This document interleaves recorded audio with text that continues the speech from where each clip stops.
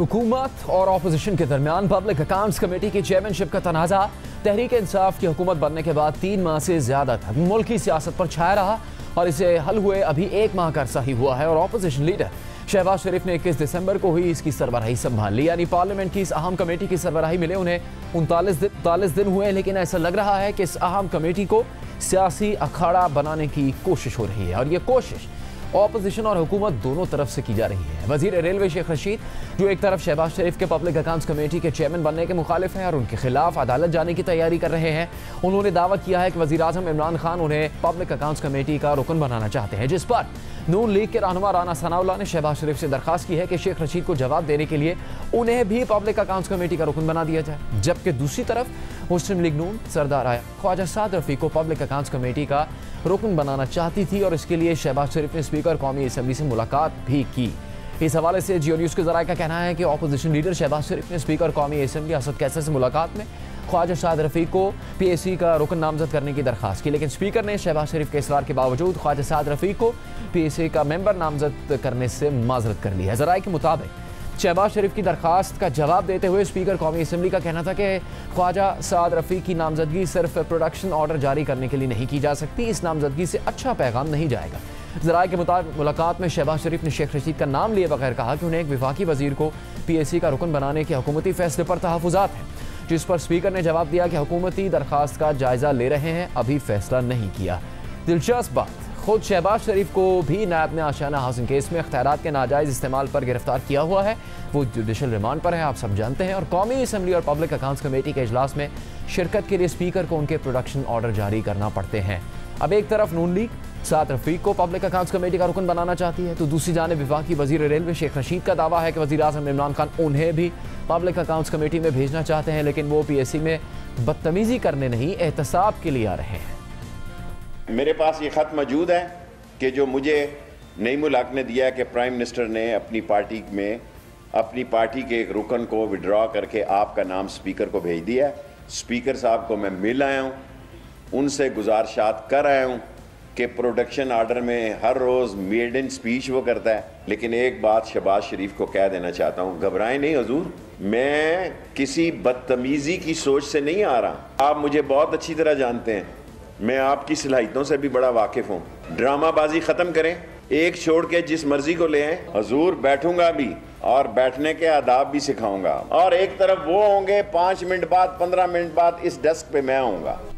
Sheikh Rashid public accounts committee का रुकन बनना चाहते हैं, तो नून लीग के सीनियर रहनुमा राना सनाउल्लाह ने भी PAC का मेंबर बनने की ख्वाहिश का इजहार किया और ऐसा उन्होंने मंसूबों की ऑडिट रिपोर्ट्स का जायजा लेने के लिए नहीं बल्कि शेख रशीद को जवाब देने के लिए किया है।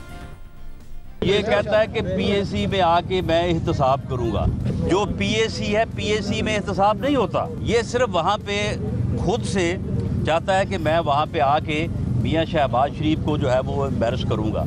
तो मैंने भी दरख्वास्त दी है और मियाँ शहबाज शरीफ साहब से रिक्वेस्ट की है कि अगर ये PAC का मेंबर बने तो आप भी मुझे मौका दें। मैं वहाँ पे आपसे वादा करता हूँ कि इसको एक्सपोज करूँगा। पब्लिक अकाउंट्स कमेटी, जिसका बुनियादी काम मुख्तलिफ ऑडिट रिपोर्ट्स और वजारतों की कारकर्दगी का जायजा लेना होता है, इसे हुकूमत और अपोजिशन सियासी अखाड़े के लिए इस्तेमाल कर रही हैं।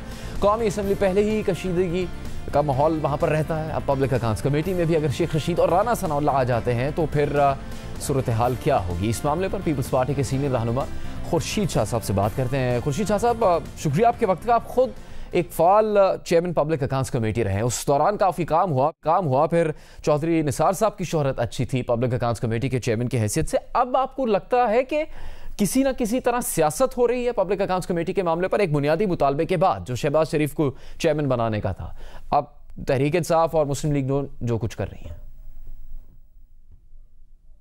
देखिए, मैं देख रहा हूँ कि पब्लिक अकाउंट कमेटी ज्यादा पॉलिटिसाइज हो गई है और पब्लिक अकाउंट्स कमेटी जो है वो हमेशा न्यूट्रल ही रही है और अपोजिशन को उसका रोल दिया गया है। और अपोजिशन में जब ये मसला आया तो वो पब्लिक अकाउंट्स कमेटी में ये नहीं देखा गया कि ये अपोजिशन है या गवर्नमेंट है।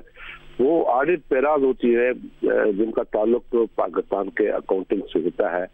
जो भी सिलसिला चलता है मुल्क में गवर्नमेंट की तरफ से जो गवर्नमेंट के अदारे हैं वो करते हैं। तो इसमें ऑडिट पैराल बनती है और वो भी टोटल ऑडिट जितनी होती है उसका 10%। तो उस पर डिस्कशन होती है और मेरे 5 साल के दौर में कभी भी कोई ऐसी ऑडिट पैराल नहीं थी जिसमें ये नजर आया कि ये गवर्नमेंट है या ये कोई अपोजिशन है। वो जॉइंटली पब्लिक अकाउंट कमेटी में आती थी और उनको रिजॉल्व किया जाता था।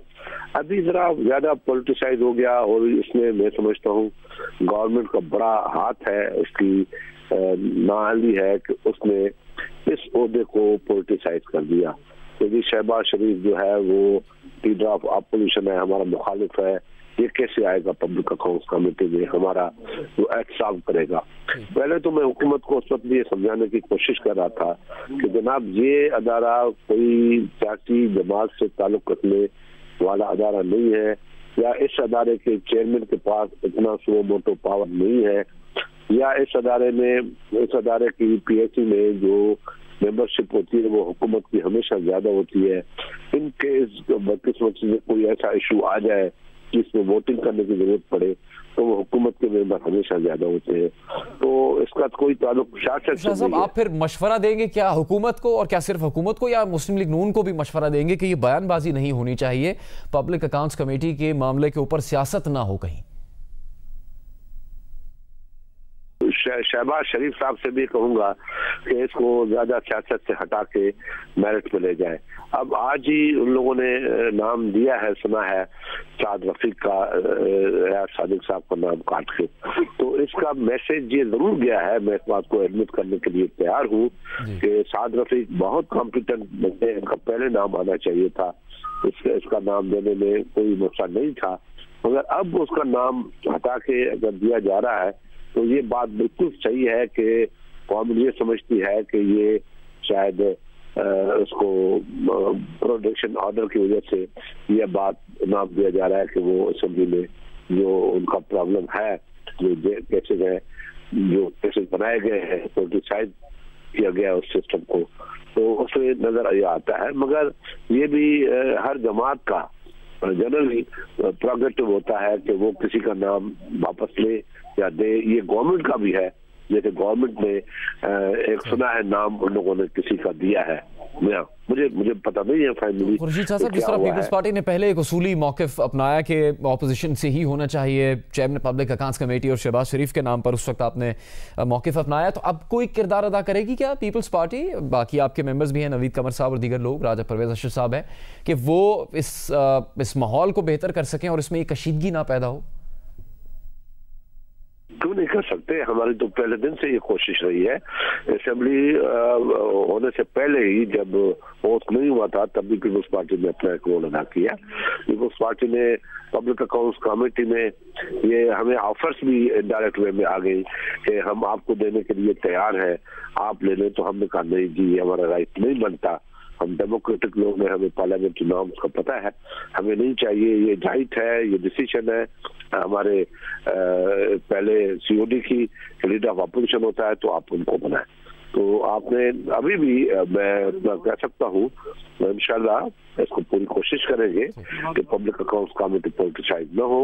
इसमें हुकूमत को, स्पीकर को भी रोल अदा करना चाहिए, हमें भी रोल अदा करना चाहिए। और हमारे सीनियर मोस्ट लोग नवीद कमर है, राजा परवेज अशरफ है, तो दोनों भी उस कमेटी में है, वो भी अपना अच्छा रोल अदा करेंगे। और मैं भी इंशाल्लाह कोशिश करूंगा कि ये बेहतर तरीके से आगे बढ़े, वरना ये कौम का बहुत बड़ा नुकसान होगा, बहुत बड़ा नुकसान होगा। बहुत शुक्रिया आपका खुर्शीद शाह साहब।